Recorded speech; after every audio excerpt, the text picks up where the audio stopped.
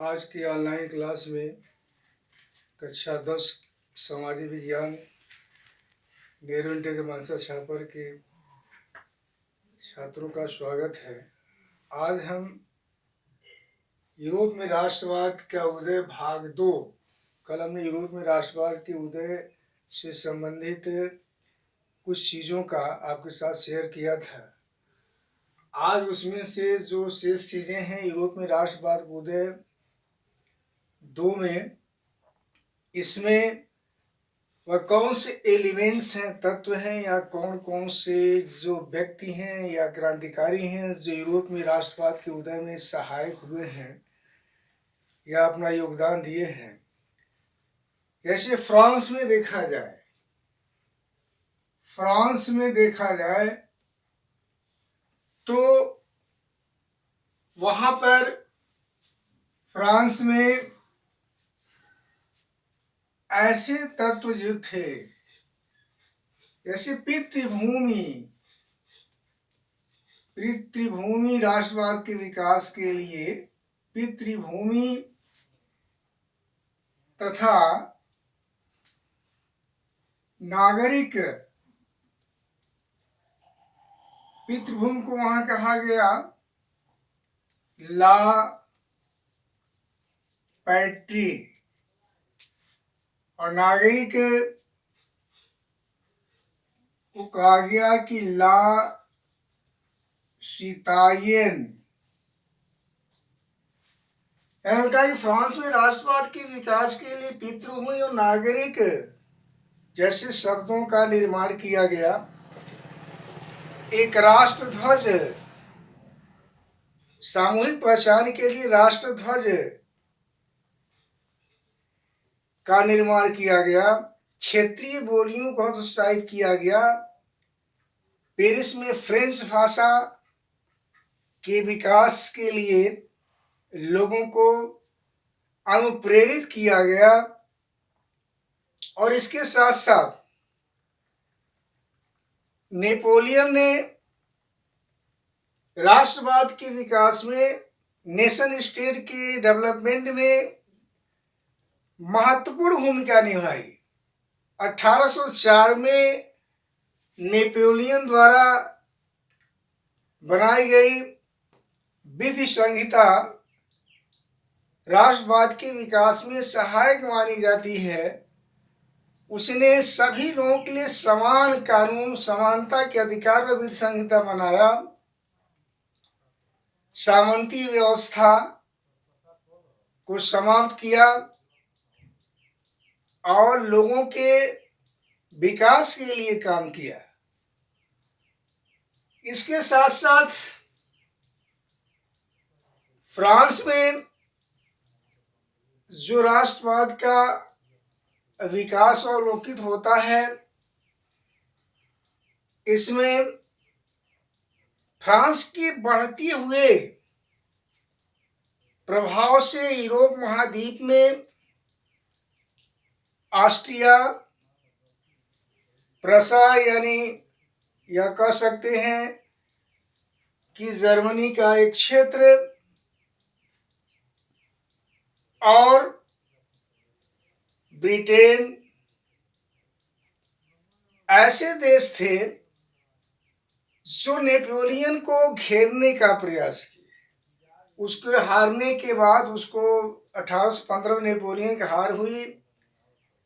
एक ऑस्ट्रिया की राजधानी वियना में, ऑस्ट्रिया यूरोप महाद्वीप का देश है, उसकी राजधानी वियना में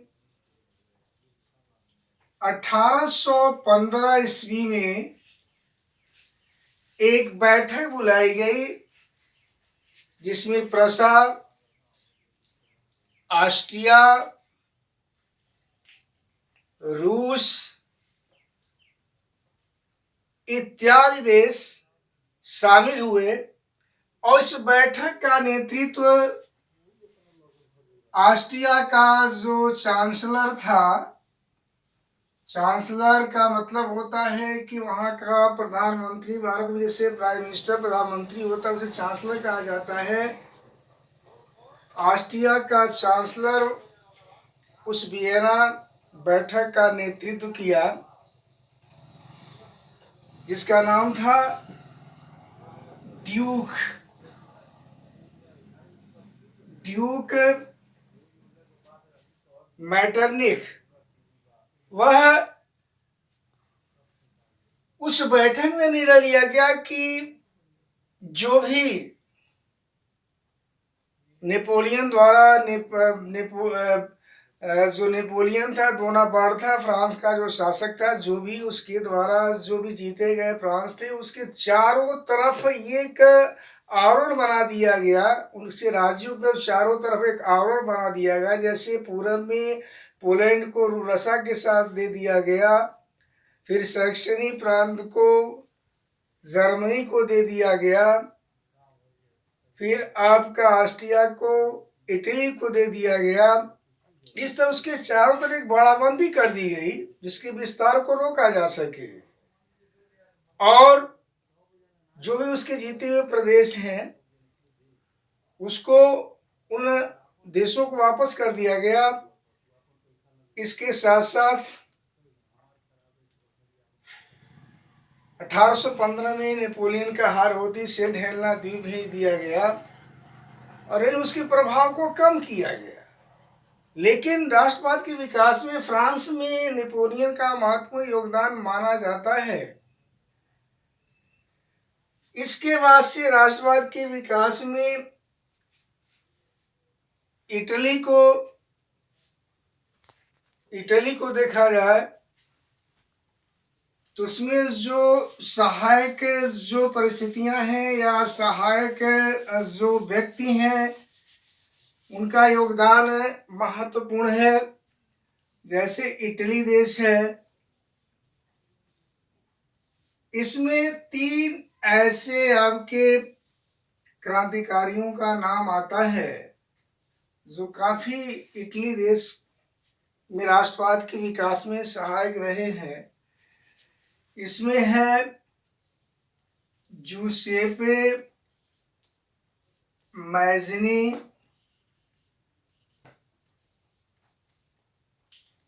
दूसरा है कैमिली डी काउर और तीसरा नाम आता है गैरीवाल्डी का। गैरीवाल्डी, ये 3 नाम आते हैं।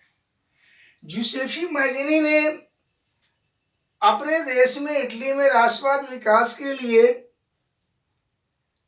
कार्बोनरी एक गुप्त संगठन उसका मेंबर बना। कार्बोनरी एक गुप्त संगठन था, उसका सदस्य बना। इसके साथ साथ मैज़िनी ने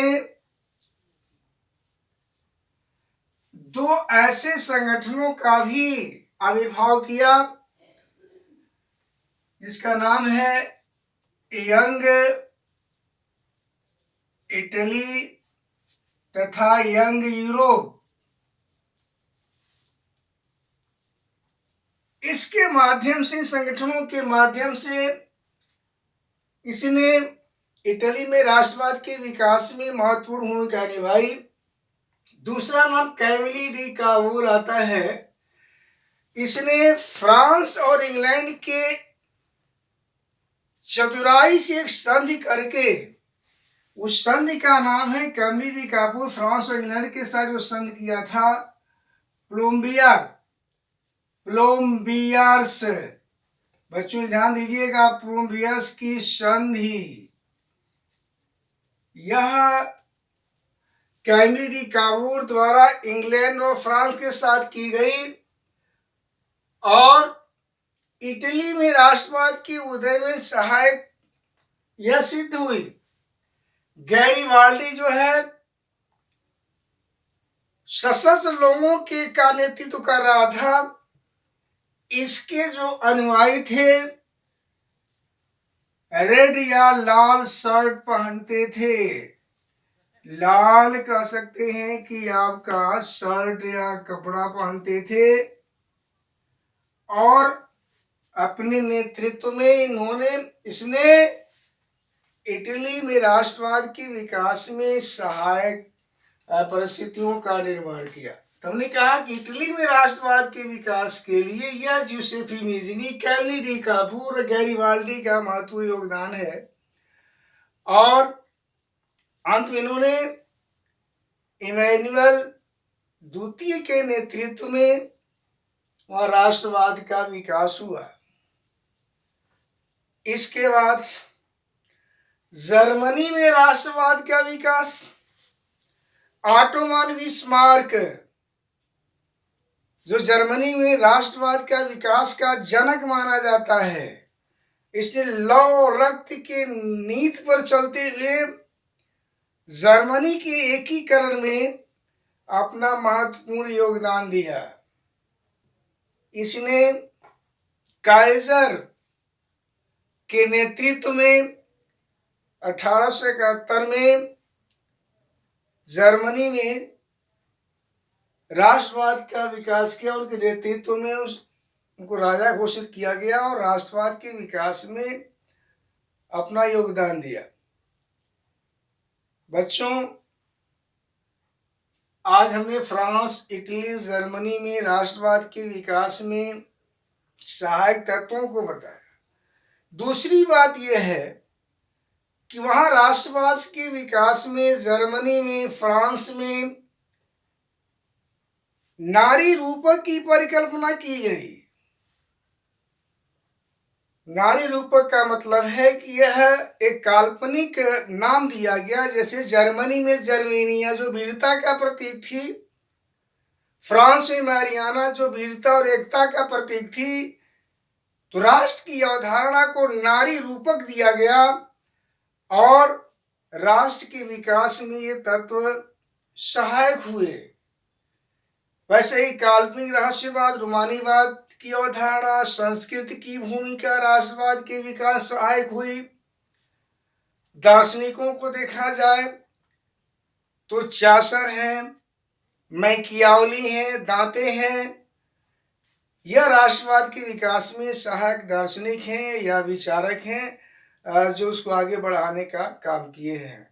बच्चों, आज की ऑनलाइन क्लास में इतना, शेष चीज़ें कल आपको बताई जाएंगी। धन्यवाद।